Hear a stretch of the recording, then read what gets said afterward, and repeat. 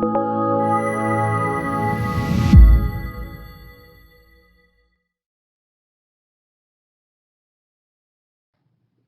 I'm Jacob Hornberger, president of the Future of Freedom Foundation. This is this week's issue of the Libertarian Angle, the show that brings you the libertarian perspective on the burning issues of the day. And I'm joined, as always, by my co-host, Richard Ebeling, who teaches economics at the Citadel. Richard, welcome back. Great to be here with you and our viewers. Yeah, likewise. Well, the big news, Richard, it looks like the presidential nominees are going to be Donald Trump and Hillary Clinton, which should make for quite a circus or carnival of a political race. So let me go first. I'll give you my short perspective on the race, and then you can weigh in on it. It seems to me that both Clinton and Trump are on the same page, basically, in terms of philosophy. I mean, let's face it, they're both statists. All right, one's a Republican and one's a Democrat, but as I've been saying for 26 years now, there really isn't any difference fundamentally between a Democrat and a Republican. If you look at the domestic side of things, the welfare state, Social Security, Medicare, Medicaid, farm subsidies, education grants, FDIC, the whole panoply of welfare state programs, they're both on the same page, and that's no big surprise that Trump was a Democrat. He says he's going to preserve Social Security. So there's not going to be any arguments or debates. I mean, she might throw out the standard, oh, you want to reduce entitlements and so forth. But basically, they're on the same page on their commitment to socialism.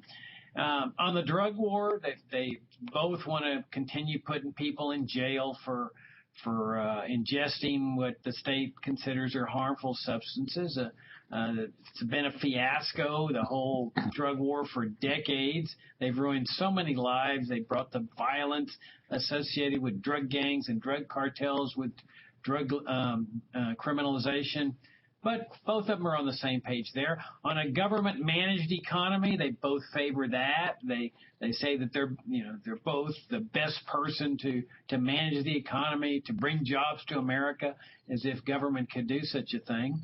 And on immigration, okay, he wants to build a wall and she doesn't, but I'm sure she favored the big fence down there. Democrats have been waging the war on immigrants for decades. She's going to be no different. She's going to sympathize with the plight of immigrants, but let's face it, they're going to keep it illegal to come here and try to get a job or tour or work or whatever. And they both favor sanctions and tariffs and import controls. All right, he may start a trade war with China, but she's still going to favor the standard types of economic controls. Now, where I think the big difference is going to be, and this is, I think, is where it's going to be fun, is on foreign policy. Because Trump is out here talking about NATO, this Cold War era dinosaur organization that really, in my mind, should never have come into existence, but at the very least, it should have gone out of existence with the end of the Cold War. And it was NATO, of course, that gave us the crisis in Ukraine, which has now produced this new Cold War with Russia. And Trump's making some waves about it. He's questioning NATO, and he says he's going to make peace with Russia. He's going to establish good relationship with Putin. In other words, he's going to end the second Cold War here. And I think that's going to drive her ballistic because she is clearly a promoter, an advancer of this whole post-World War II interventionist empire Cold War military intelligence machine. He's also been talking about entangling alliances and that other countries should start paying for their own defense. And clearly he's no libertarian. He's not a non-interventionist. But he's saying things that are sort of libertarian-oriented, even to the point where he's causing some libertarians to go into his camp and campaign for him.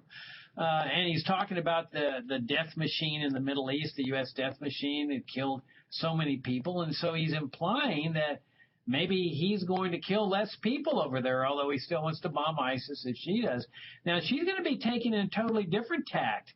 She's going to be talking about her regime change operations in Libya and Syria and what a great success they are and how she needs to continue doing this, and maybe even Iraq, even though she's apologized for it, for supporting that intervention. She still wants to bomb ISIS, which is preserving the regime that George W. Bush put into existence. Well, he wants to bomb ISIS too, so there won't be any argument there. But I think on that foreign policy side, and somebody also dug up a tweet that Trump had sent out about 5 years ago during the Ron Paul campaign, or one of his campaigns, praising Ron Paul and saying, hey, I think a lot of what he's saying is deserving of some thought. So I think this is where the sparks are going to fly. I think that if he continues tacking over into a non-interventionist, non-empire direction, it's going to create some real sparks in the campaign. And so you may have, ironically enough, you may have Republicans voting for her because she's promising to kill more people in the Middle East and expand the empire. And you may have Democrats coming to vote for him because he's promising to kill less people in the Middle East and maybe dismantle some of the old Cold War empire. What do you think? Well, first of all, Jacob, I think you should stop holding back your criticisms of the leading figures of both parties. I mean, stop putting your light under a bushel. Tell us what you really think about them. But given that you've decided to be mamby-pamby and wishy-washy, let me start off by making this contrast. Let us suppose that there was a candidate in either of the two major parties that believed in the principles of liberty. What would their platform be like? What would their rhetoric and their policy positions be like? Well, first of all, they would say that they believed that government was too big, out of control, excessively intrusive, and needed to be cut down to size in all facets and walks of social life.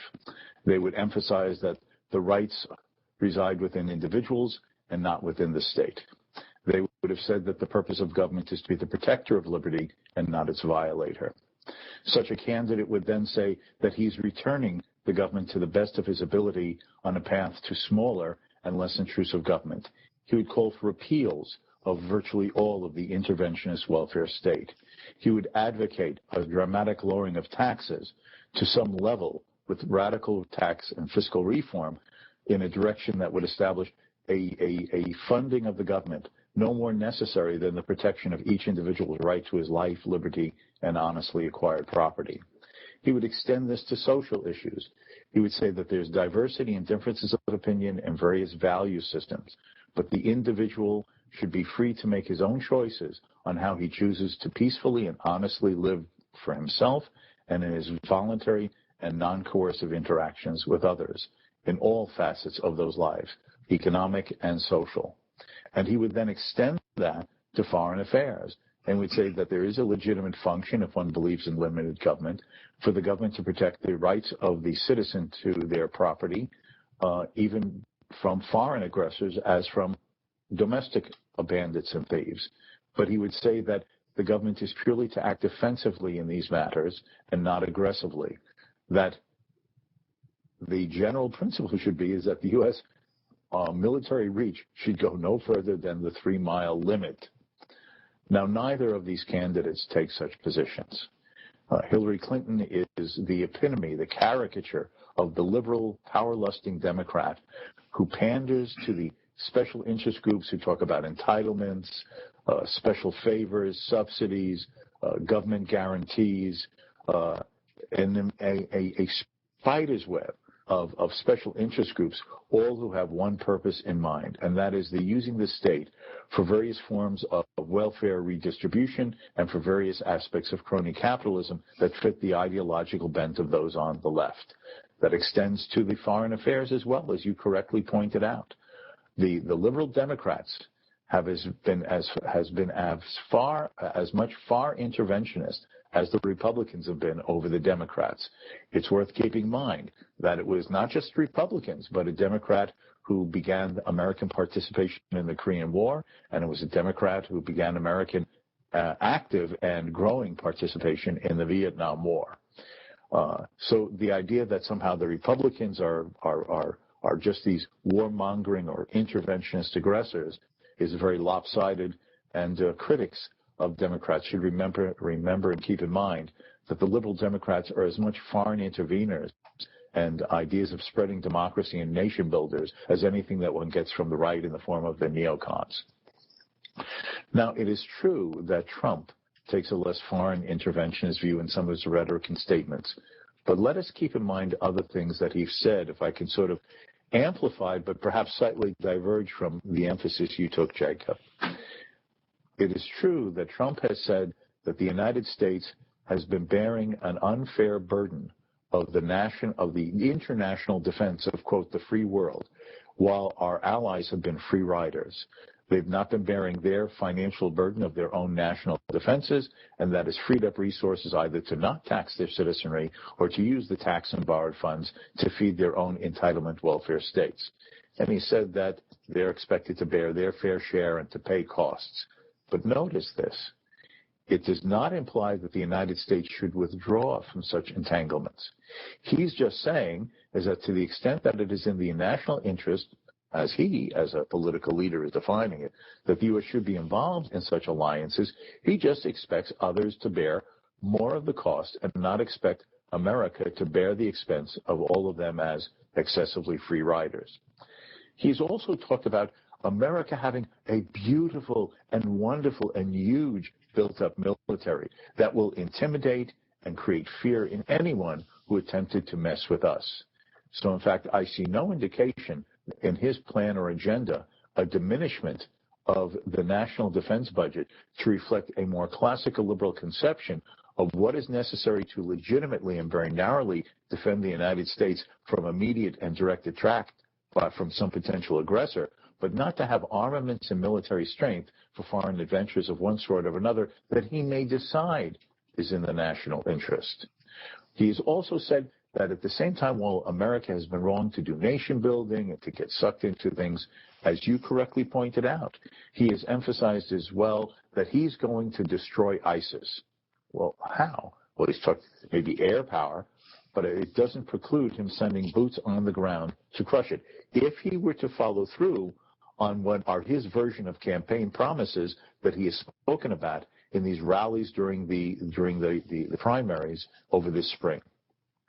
So I'm less persuaded, perhaps, than you, that he actually is offering a foreign policy that will be in some grand strategy or philosophic sense much different than the Democrats. All he's calling for is a foreign policy that is run on more business-like bases.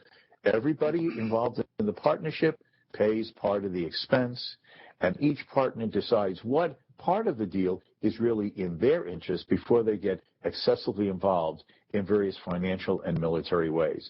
That is not, in its essence, a non-interventionist foreign policy from the libertarian or classical liberal view.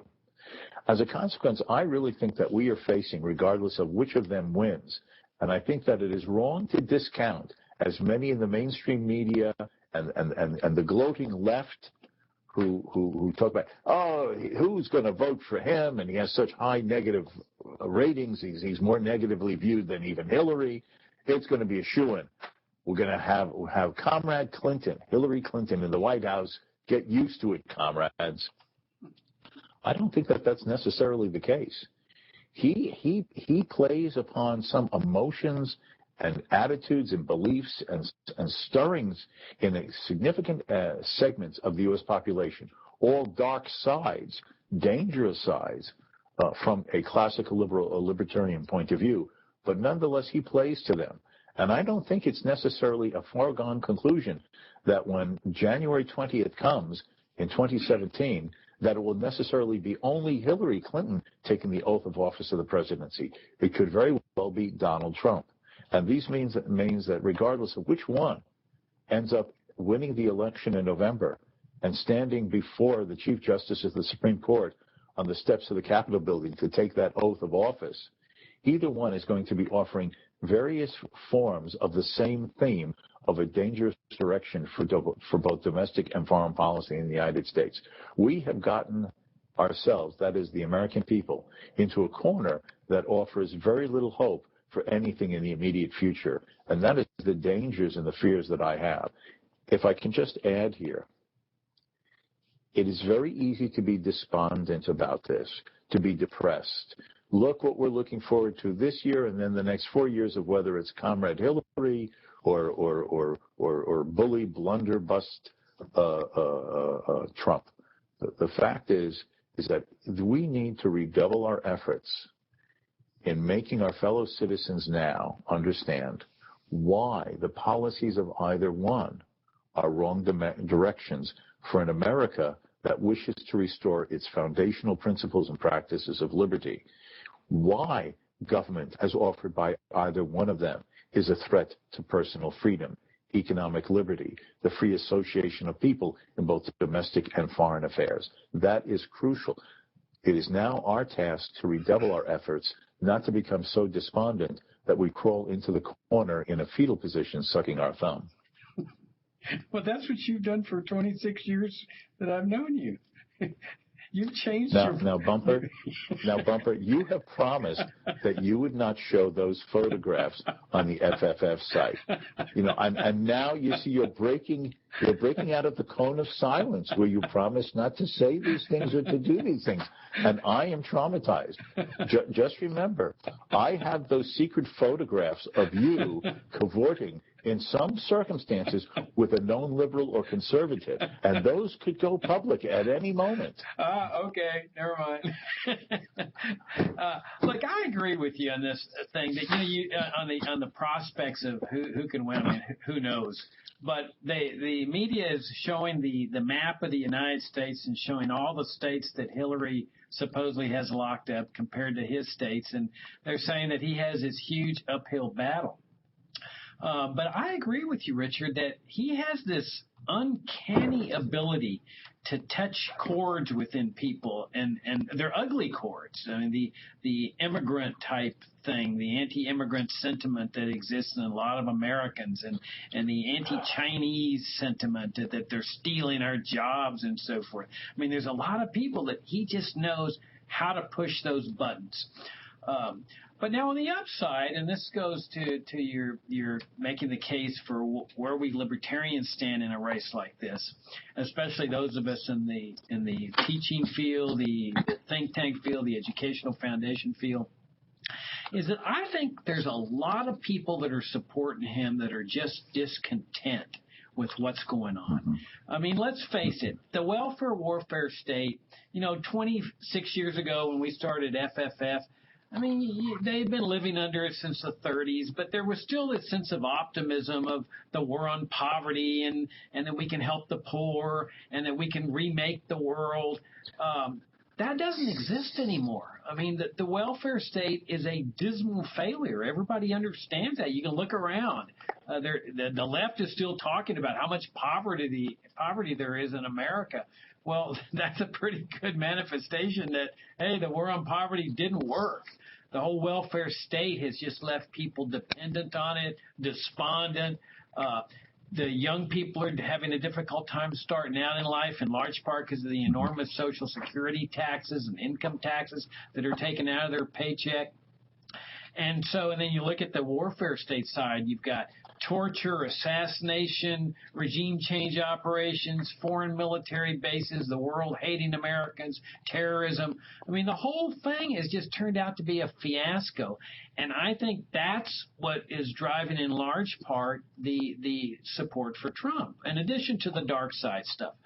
Well, if you take all those people that are just discontent with what the establishment really has brought to America, I mean, I'd say they've destroyed everything America's stood for, our freedom, our values, our principles, the Constitution, the principles in the Declaration. They've just destroyed them, and I think a lot of people are sensing that. Now, they're looking through a glass darkly. They're not full-fledged libertarians. They're not ready to join up with our philosophy. But the way I figure it is that when people are discontent, then they'll start thinking, and they start figuring out, okay, well, why are things so bad?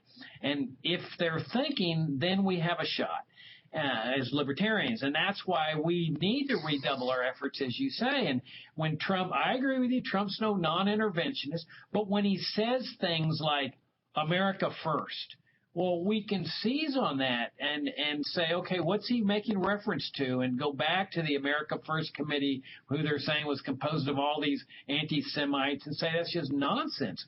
This was a national organization that was opposing entry into World War II precisely because of what had happened in World War I and the disaster that World War I was. And American soldiers had died for nothing, and America should never have gotten involved. And when he questions NATO in some way, we can jump into there and say, hey, this is why NATO should be dismantled. It should have been dismantled a long time ago. Or on the critical side, when he advocates some kind of fascist program, because let's face it, he orients toward economic fascism. We can bring up what fascism's all about, what Mussolini was doing with fascist programs, what Franklin Roosevelt was doing with fascist programs in the New Deal. So we can use what's going on in here as an opportunity to bring some of those discontent people up to a higher level of thinking, and that's thinking about libertarian principles. I don't disagree with anything you've said, and I think that is part of our task. But I think we should not downplay the particular cultural climate that we have reached that makes this a great matter of concern. You see it in two imageries, let me suggest. One is Trump standing before a large rally and telling his supporters that if there's a vocal critic in the audience there, he should be punched out, and that he'll cover their legal expenses. On the other hand, you have the same attitude where you have these politically correct demonstrations at universities around the United States, and when a reporter comes to cover the anti-freedom demonstrations, someone who views themselves as a radical progressive calls for muscle to shut up and push out this person who would be explaining to the general public the totalitarian directions that these radicals want to impose on academia. This is coming from both the left and the right. I'm using the terminology in the way it's usually used by the media, the left and the right, not the way libertarians or classical liberals would talk about it. These are dangerous currents. Another imagery of this, Jacob, is that perhaps some of the viewers caught this exchange that was shown on YouTube a couple of days before the Indiana primary between Ted Cruz and some Trump supporters. I'm not an enthusiastic endorser of Cruz, okay? But if you watch the exchange, he attempts to be calm and deliberative. This is what government should do. Donald Trump doesn't stand for it. He says one thing out of one side of his mouth, and he says another thing out of the other side of his mouth. He is attempting to be reasoning and calm and deliberative, whether you want to agree with the logic of all of his arguments. What is the response of these Trump? Shouting, sarcasm, rudeness, insults.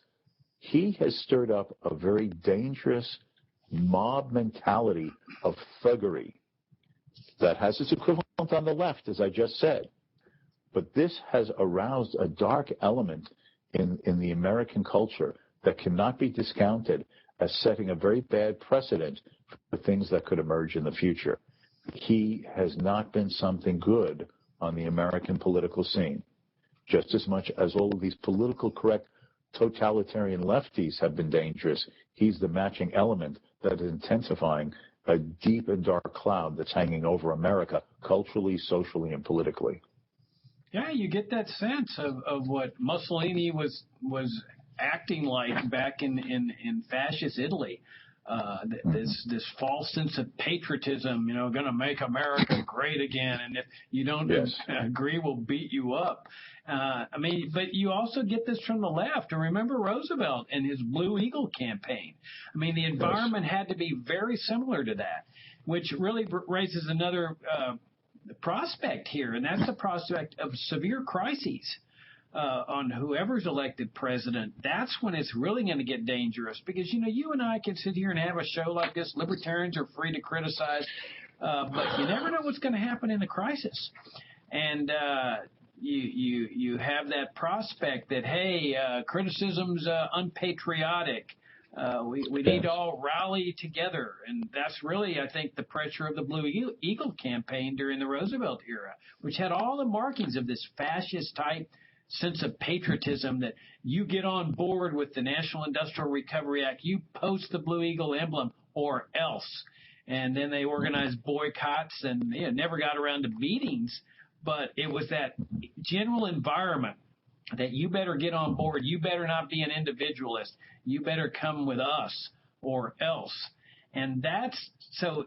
To what you're describing, I think could get a lot worse if there's, let's say, a big monetary crisis, if banks are closing, if there's a run on the dollar, if the bond market's cratering.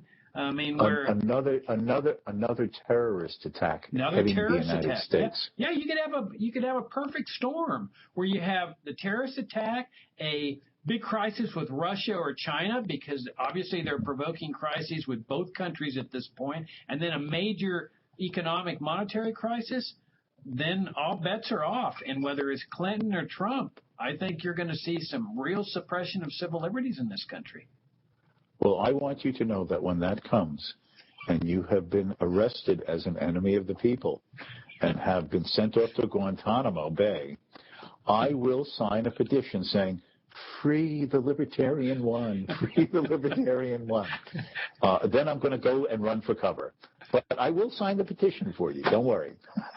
Well, at least you won't sing like a canary and disclose all my libertarian views to the authorities. Not unless Trump offers me a monetary deal.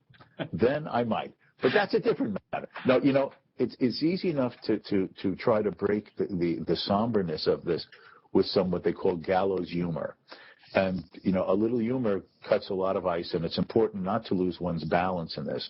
But everything that you're saying is tragically and unfortunately true.